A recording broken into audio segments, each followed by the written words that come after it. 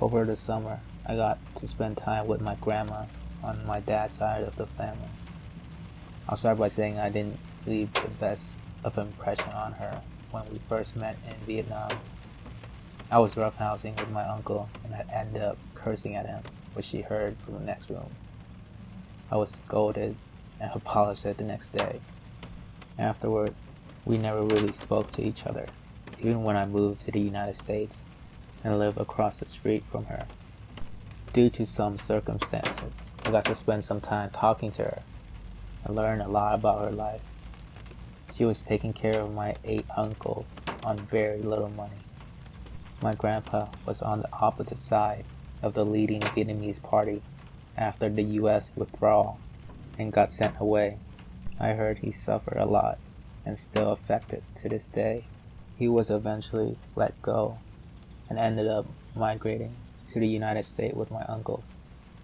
They didn't have much, and she ended up staying at home to take care of everyone. She never had a job, learn English, or really leave the house. She was still using an old flip phone as a means of calling people back in Vietnam, which charged hundreds of dollars a year. I was very adamant about buying her an iPad and setting up everything so that she could call one of my uncles in Vietnam. She was so afraid to use it and possibly break it, even after I reassured her many times. I felt so bad for her circumstances, and even now, she's stuck in the house with a television. Her greatest wish is to return to Vietnam and live with my uncle. She's done her best for this family and deserves her own happiness and peace. I promised that if she decided to travel back then, I would accompany her there. Well, I just sent her off to the airport. She was happy that I was there.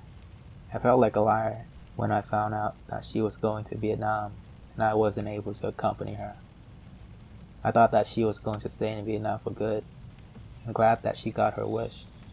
She reassured me that she would be returning, and it wasn't that time yet. I still have a chance to make good on my promise. Spend time to get to know your family and cherish what you have before they're gone.